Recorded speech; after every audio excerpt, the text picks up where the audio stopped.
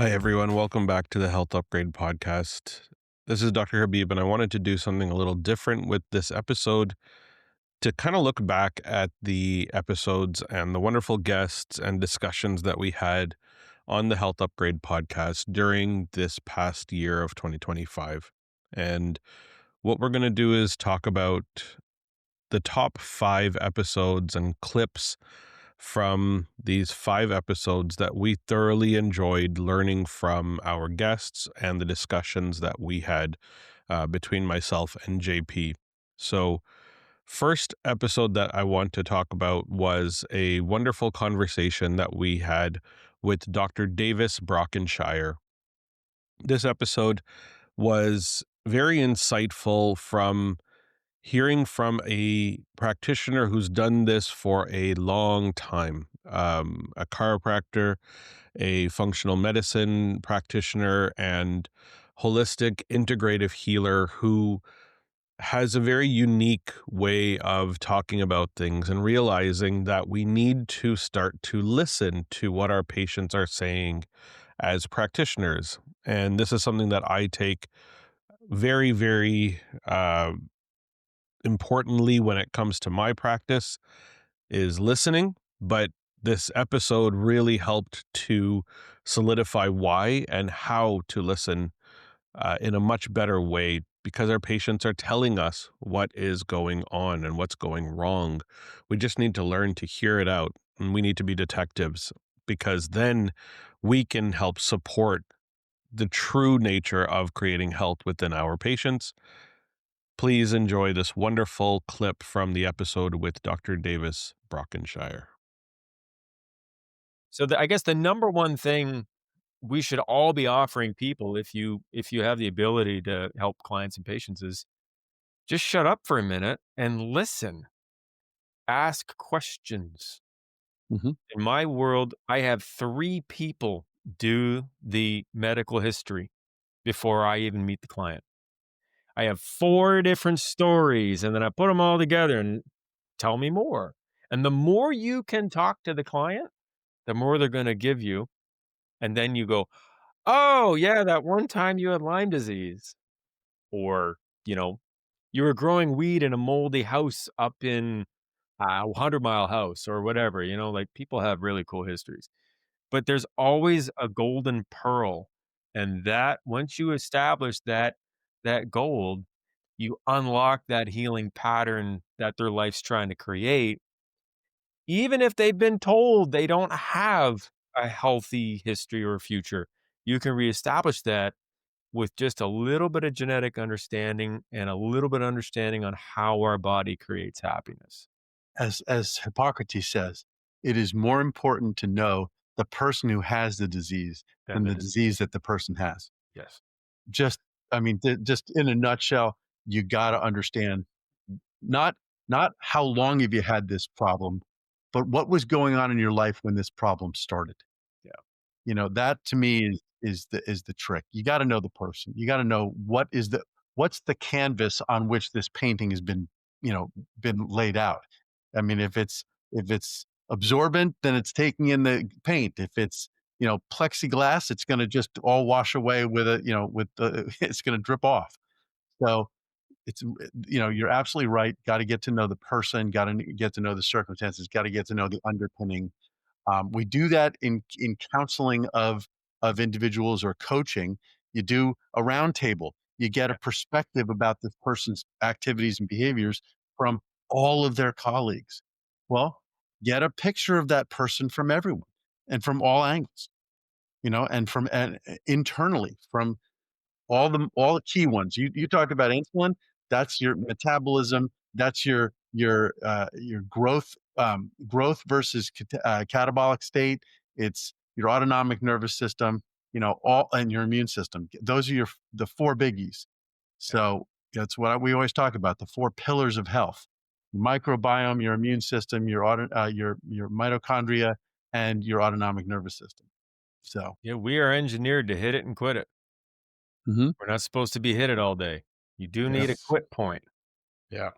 Yep. That I think the biggest take home point that I can pull from this is the idea of taking that pause that we need to build the pause in, and people need to become far more efficient at entering that pause mode and just saying, like, we're stuck in this mode of constantly needing to be productive, and that we need to be producing and doing and building, and we need to learn that taking that pause is actually making you better at building and being productive down the road.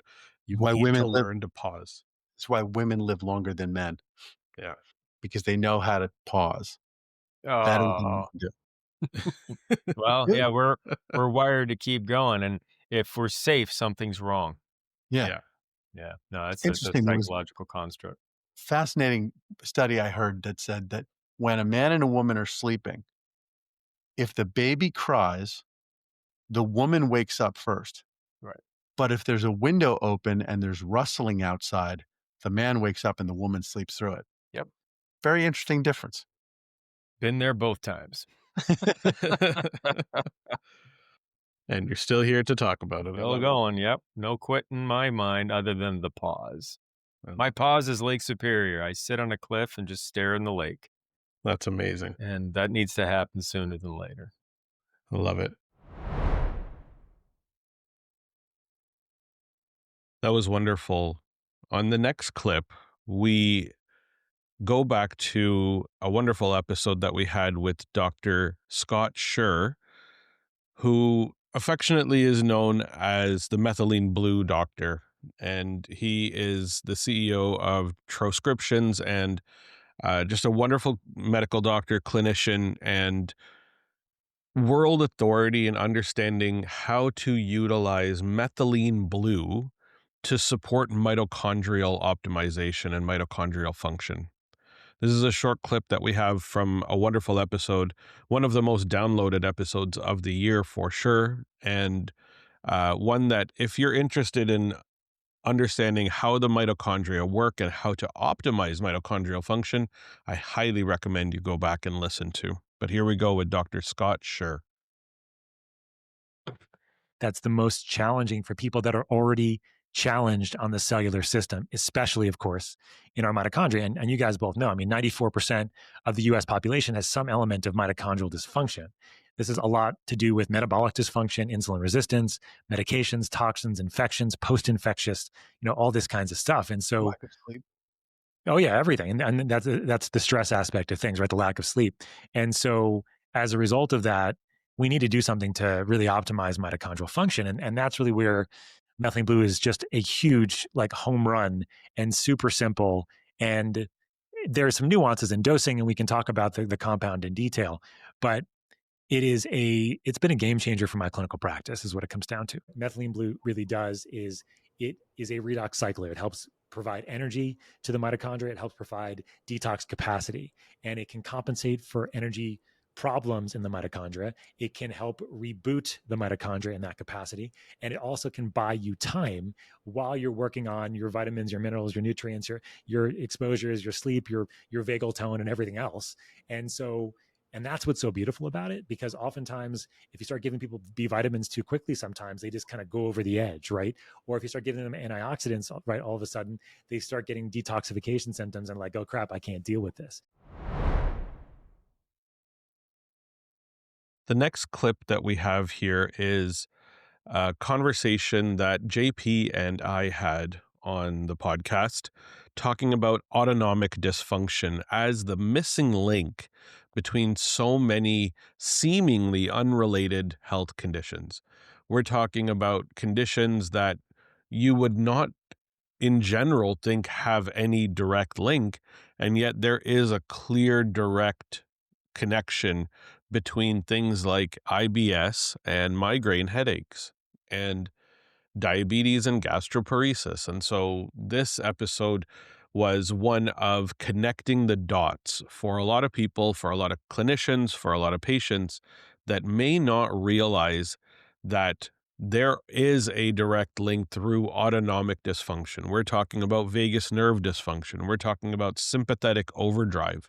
And the fact that these conditions are all in some way related to one another through the factor of autonomic dysfunction. Enjoy this clip.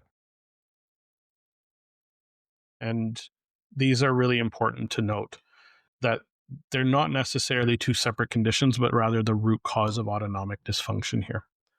If you have a single autoimmune condition, you have a 72% chance of having two or more another autoimmune diagnosis. That is a direct sign that there is an autonomic link here. It's autoimmune is immune dysregulation secondary to autonomic dysfunction. We know that there is a very strong link between type 2 diabetes and gastroparesis. Very, very strong link. But how could that possibly be, Dr. Navaz? One's a metabolic condition and one's a gastrointestinal condition. Aren't they different? No, the underlying piece here is autonomic dysfunction. There is a very, very strong link, JP, that you brought to my attention a long time ago, migraine and gastrointestinal, IBS, IBD, that literally patients were going to their headache doctor on the 4th floor and going to their GI doctor on the 5th floor. And these two doctors were not talking to each other. But guess what? Autonomic dysfunction is linked to both. These are the types of... Fixing it fixed both problems. Exactly. And the last one that I want to point out, fibromyalgia, chronic fatigue, and a very strong association with small intestinal bacterial overgrowth, something that I found in my practice, where the bacteria that should be in the large intestine have actually made their way into the small intestine.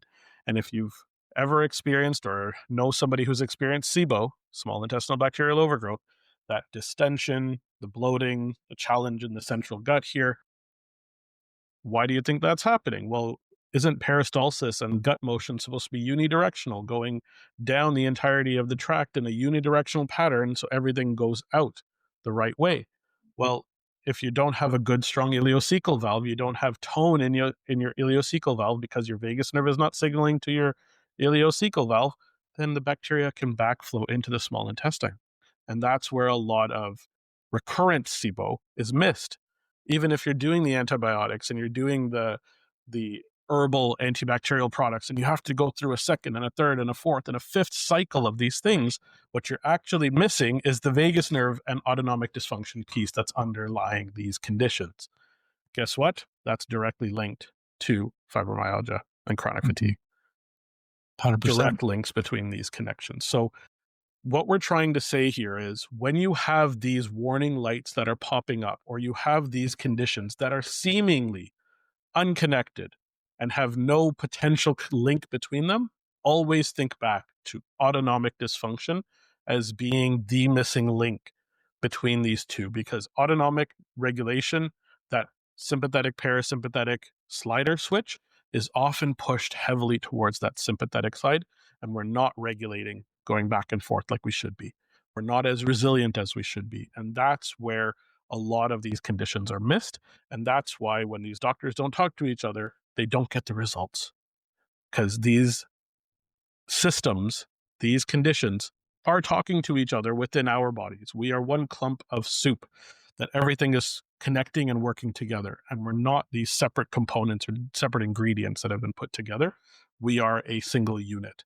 The autonomic nervous system is the connecting unit, determining how the immune system functions in each organ of the body. I think that's probably the best way to kind of wrap this one up with a bow. In this next clip, we had the honor of having Dr. Deanna Minich join JP and I on the podcast for an episode where we talked all about melatonin. Now, melatonin has been pigeonholed, and I say that directly in the episode, into simply being about sleep. And melatonin has so much more to offer and so much more to support our health with, particularly with regards to mitochondrial function. And so this clip helps to understand how the vagus nerve and melatonin and mitochondria all work together, the synergistic effects of how mitochondria can be optimized when we support using melatonin. Enjoy the clip. So the topic that we're going to be discussing is melatonin. And melatonin, as you mentioned earlier, has been pigeonholed into this idea of just simply being about sleep.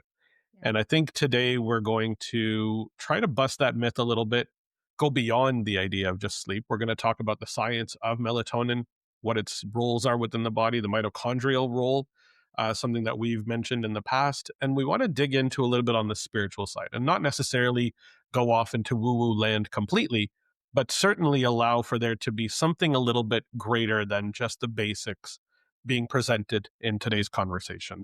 But then there wasn't really the reciprocal talk on the side of melatonin and darkness deficiency, that we don't only have a sunlight deficiency, we have a deficiency of darkness. And in fact, it's not just a deficiency of darkness, we have an excess of artificial light at night, which has been referred to as ALAN.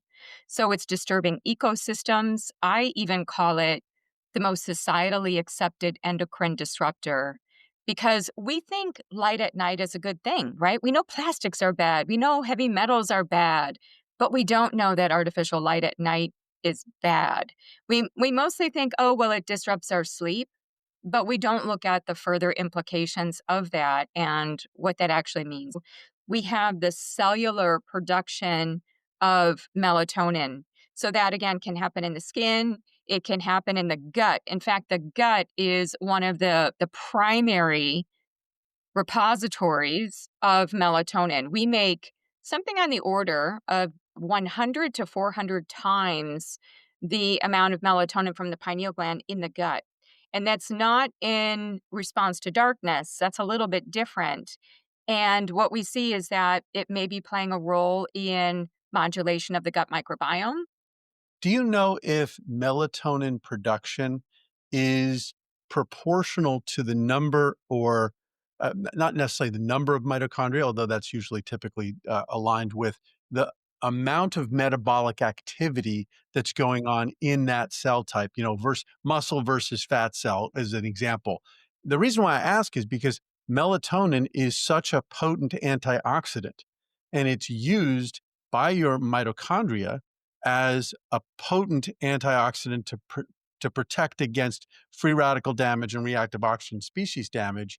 And so, that the production locally of melatonin, one of the purposes, not the only, but one of the purposes is within the mitochondria, because it's one of only three antioxidants.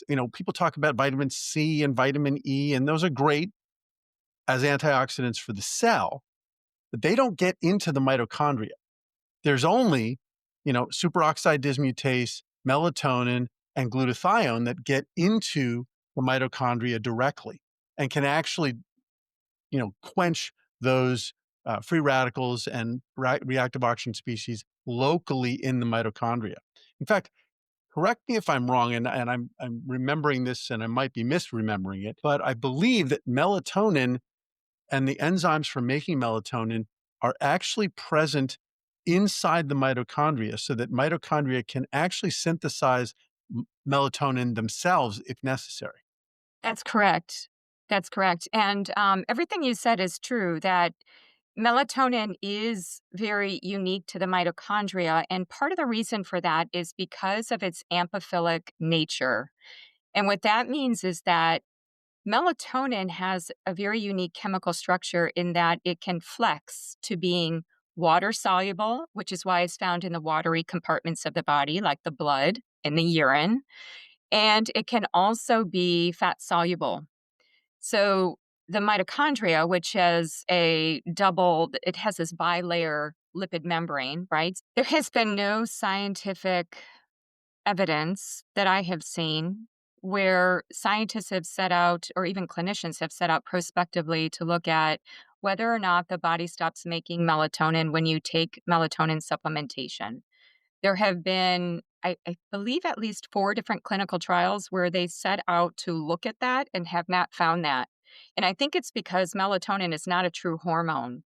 It's not working in the same negative biofeedback loop that something like testosterone would.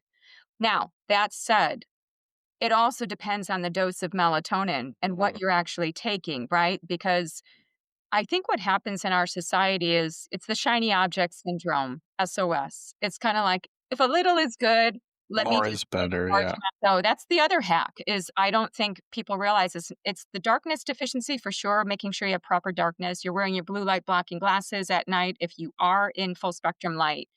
But then also getting that bright morning light is really important for setting the stage for the next night of sleep. This is a thing that we've come back to a few times is the cyclic nature of the human life, right? Like life is happens in cycles. We have day and night cycle, we have seasonality that our body kind of follows. And when we live in harmony with that cyclic nature of how Mother Nature is providing for us, right? If you can work to improve your melatonin production, ensure that you have this long-standing anti-inflammatory, immune-regulating effect of melatonin throughout your life as long as possible, you're going to engage these recovery processes more readily. In this final clip of the episode, we were blessed to have the author of The Biology of Trauma, Dr. Aimie Apigian, join us to discuss exactly that topic, the biology of trauma. Pretty sure Dr. Aimie is my new best friend. Turns out we share a birthday, which is pretty awesome. And Dr. Aimie and I and JP had a wonderful discussion, specifically talking about how stress and trauma show up in our biology, show up in our physiology. And the idea of safety and polyvagal theory were all discussed during this episode. I honestly think this was my favorite discussion from the year personally, but the episode was so well received and had such an amazing effect on the understanding of how psychology and psychological factors affect our biology. So I highly recommend going back to listen to this particular episode if it's not one that you've listened to already. And without further ado, here we go with Dr. Aimie Apigian. And I believe that we are. I believe that we get in the way. Right. Well, that was my set, so I'm giving you the chance to spike the ball here. So I love it. And this is like the topic that lights me up. I love to talk about this more than anything else because it allows a person to have the hope that no, like it is possible. Your body is designed to recover. Your body is designed to actually live its best life. So we just need to get out of the way and know what we're doing to block that process. And so the way that I have come to understand trauma and the trauma response in the body, I'm still very science based, so I'm going to talk about the physiological trauma response. good. The aspect of that is very adaptive and it is protective. And so no longer do I even see trauma as a bad thing. I don't even see trauma as something that we are supposed to avoid. It's part of life. We're not going to be able to avoid it. And if we're trying to avoid it, we're actually creating a lot of unnecessary stress for ourselves. Our body is designed to adapt in the moment to how it will best survive. And there are three different operating states that it can shift in and out of in order to best survive each moment. And so there's an invisible equation that's happening under our conscious control that is deciding right here, right now, what is my degree of threat? What is my degree of safety? And depending on those, it's going to be in one of those three states. And so is one state bad? No, it's just a state. It's just the operating mode that our body has decided this is how I can best help you survive this moment. Now, given the body, we know that it is in its best health when it is mostly in parasympathetic, ventral vagal. I call it calm aliveness. This idea that everything is working well. We're both being able to do the active aliveness, but also the repair, even down to the lymphatics and the cleaning up of oxidative stress. So there we have it. The top 5 clips from some of our favorite episodes from this past year. This was a wonderful year for the Health Upgrade podcast. Uh, Nearly 30,000 downloads this year, a huge uptick in listenership, and just amazing, amazing conversations that we had the pleasure of having some amazing guests and amazing discussions on this past year. We are so excited for what's to come in the new year. There are some amazing surprises. We've already recorded some phenomenal episodes that are coming out early next year with the likes of Ashley Koff, Dr. Tom O'Brien. We've got recordings booked with Ben Greenfield and Dr. Shivani Gupta. We have some amazing guests lined up, and I hope that you all will stick around and enjoy listening to the upcoming episodes of the Health Upgrade podcast in 2026, and that you will continue to share these episodes with just one or two people who you think could utilize this information to upgrade their health. We'll catch you all on the next one. Enjoy the holiday season and enjoy the end of 2025 as we reflect and move into this brand new year.